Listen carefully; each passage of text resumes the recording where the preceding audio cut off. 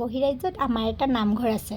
কথাষাৰ শুনি মনটো বহুত বেছি ভাল লাগে। আহিলে যে আৰু ক'বই বাকী নাই। আজি ভণ্টি ফেমিলিটো আৰু আমাৰ ফেমিলিটো দুটা ফেমিলিয়ে আহিছোঁ।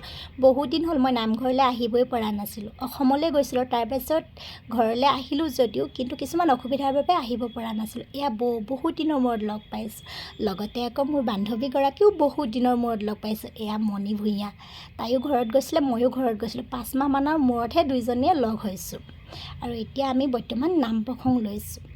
আমাৰ এই নামঘৰটোত ইংৰাজী মাহৰ প্ৰথমটো দেওবাৰে প্ৰত্যেক মাহতে এখনি ৰাজহুৱা শৰাই দিয়া হয়। আমাৰ এই নামঘৰটো অহা দেওবাৰে 21 জুলাই তাৰিখত প্ৰতিষ্ঠা দিৱস পালন কৰিবলৈ ওলাইছে।